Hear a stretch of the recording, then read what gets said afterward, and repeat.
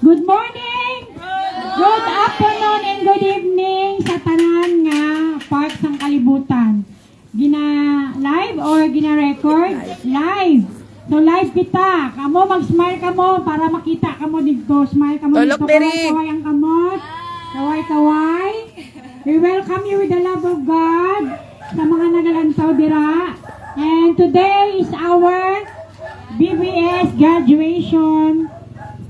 BCF Glorious Home Church 2020. Palakpakan natin si Papa Jesus. So, 2004. 24. 2024. Ano ba yan? So, praise God. And today, summarize na nila ang inyong daily vacation. Actually, daily vacation Bible School. Ano ang purpose na may BBS? Ano gani sino nakabala sa mini sa BBS? Okay, ang BBS, that is bakasyon, vacation, while nagabakasyon ang mga bata, break time nyo man, magtuon ka mo about kay Papa Jesus. So, mabalan nyo o makatuon ka mo about kay Papa Jesus, pagi sa Bible.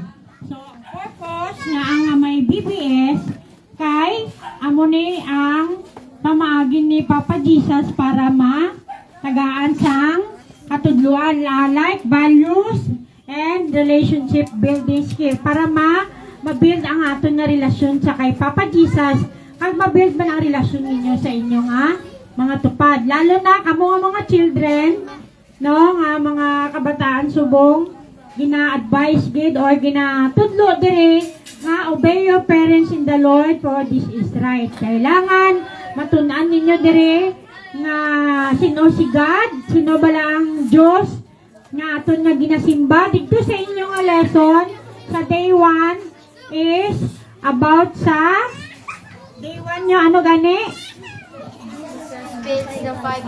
Jesus feed 5,000 people. So dito makita natin nga si Papa Jesus may power, hindi magic may power siya ma-multiply ang damay pwede nga padamuon. So ano ang himuon naton? Pag makabaton gani kita sang mga blessing pa sina makabaton ka mo kay hindi. Ano ang unang reaksyon ninyo? Magpasalamat. Papa Jesus, thank you diri sa tanan nga bagay nga mabato naton gamay ud ako magpasalamat kay para sa sunod magdamo pagid. Parehas ang ginimo ni Papa Jesus, gintaas niya atong 5 loaves of bread and 2 fishes. Halin dito sa bata, sa boy. Ginsaka niya, gimprihan niya, gimpasalamatan niya. Then, dito nagmultiply, nagdamo, nagsubra pagid. Amo na ang power ni Papa Jesus, kaya niya i-multiply ang tanan may ara sa aton. Una-una, paano mo mabalaan nga naga-multiply? Wala kita masakit. Siyempre, pag magkasakit, dako ang gasto. Pag ma-hospital, dako gid ang kwarta nga magamit. Pero kung wala kita masakit, wala sang gasto. So, ang kwarta nga may ara kita, ma-multiply siya, hindi siya mabuhinan. O ang kwarta mo nga gamay, mapalapad niya gid. Then, sa day 2 ninyo naman, about the Samaritan woman. Ano gani meaning sang the Samaritan woman? Ining babae nga ni, gusto niya mabalaan ang kamaturan. Paano ba mag-worship kay God? Paano mag-worship sa Diyos?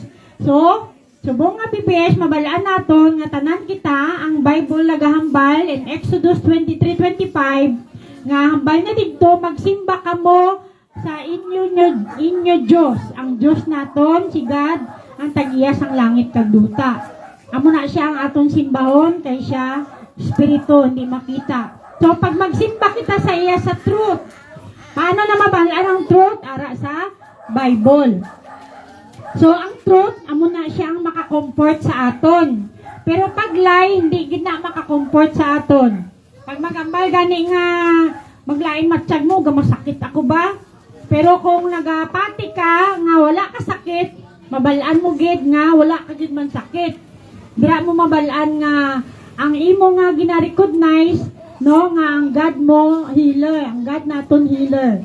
So, ada Samaritan woman nag-search sa sang truth. Ano gid bala paano gid bala magsimba sa Dios sang tuod. Ginasimba gali ang Dios sa espiritu kag kamatuoran. Ambal nga ginasimba daw didto sa balon, didto sa lugar nga kundi nagasagop sa tubig. Pero nagabot ni si Papa Jesus, ginambal niya, pwede kita magsimba sa iya bisan diin, masasimbahan man, mas pasabalay man, basta gina-recognize ninyo, Papa Jesus, ara ka dire. Then, sa day 3 ninyo nga topic, about Noah and the flood.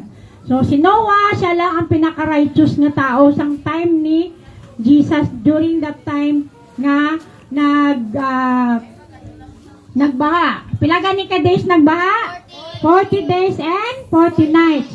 So, ang faith ni Noah parehas ang dako sang arka. So, gusto ni Papa Jesus ang faith naton parehas ang dako sang arka para damo ma-save. So, kung kita dire, tanan ka mga children, nag-receive kay Papa Jesus, siling niya, ang promise niya sa Acts 16:31, if one member of the family saved, tanan nga pamilya siyang membro, masalbar. Kung ikaw, gimbaton mo si Papa Jesus, gin-confess mo sa bibig mo, ginpatihan mo sa heart mo, nga si Papa Jesus, ara na sa imo, masave ka, upod sang imo mga pamilya. So, amo na ang faith. Nagaptuo ka sa mga butang, lalo na, mabalik na kamo sa school. Mabakalangan kamo sa mga school supplies. Hindi ka mo mag-isip na, wala kami kwarta, wala kwarta si nanay. Pero magtuo ka lang, mo, nagpatigid ako si Papa Jesus mag-provide sang amon nga kinanglan sa school. And last, about rapture. Ang rapture, anything, may time nga, mas natch ka lang, madula, habluton ka lang ba, agaw, may mag-agaw lang sa'yo bigla.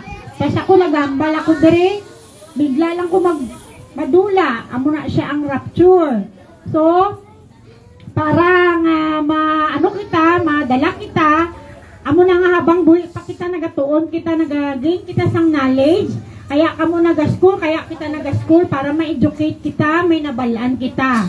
So, pag may nabalaan, ano gani, pag may nabalaan ka, may laban. Kung may alam ka, isog ka.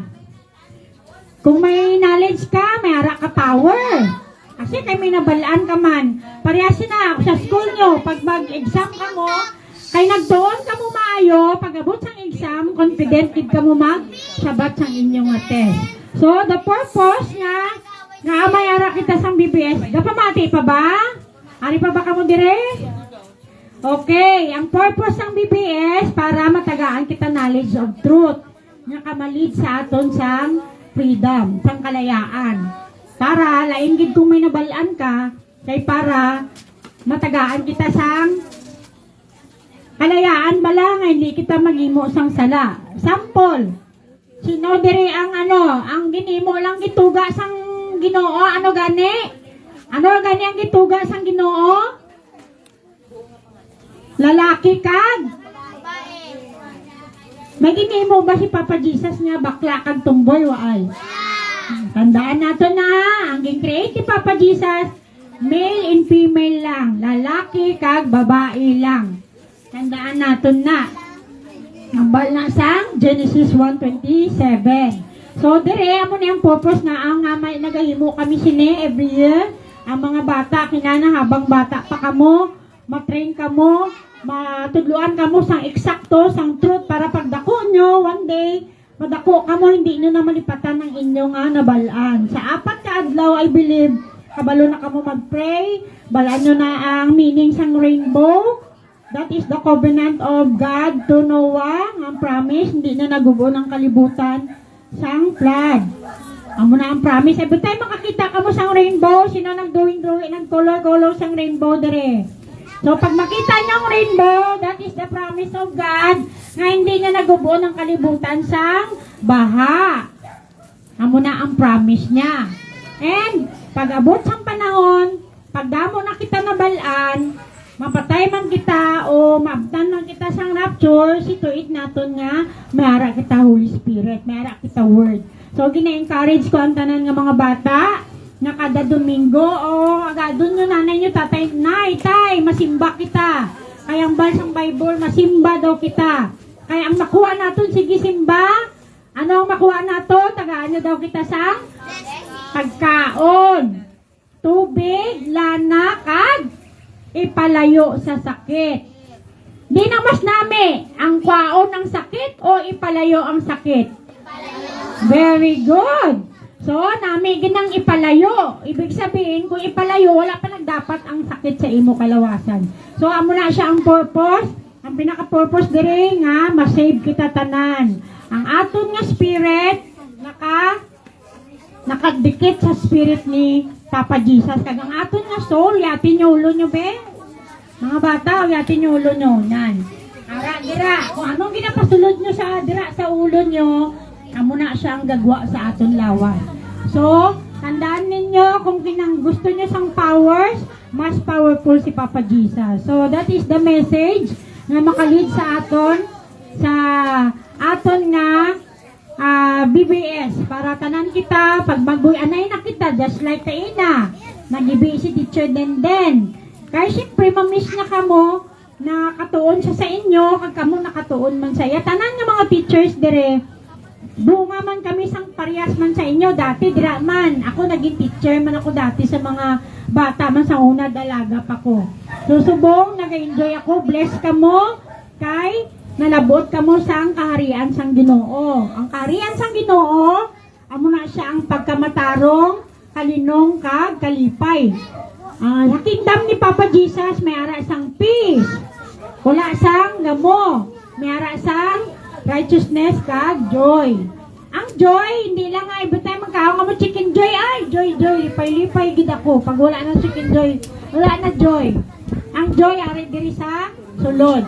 So, that is the message of BBS nga dala-dala naton ang salvation. Si Papa Jesus nagkadto diri para pangitaon kita, pangitaon nyo tong mga tao kag i-save na magkaroon sang relasyon sa iya. So, subong nga aga, salamat gid sa mga tatanan ng participate.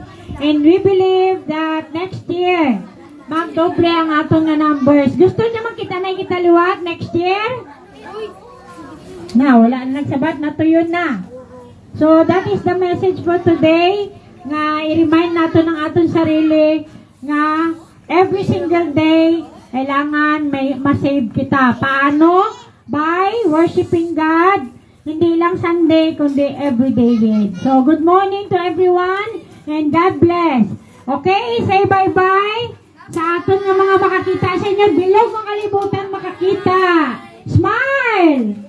Smile ka mo, smile. Bye-bye. So, bye! Okay, God bless everyone.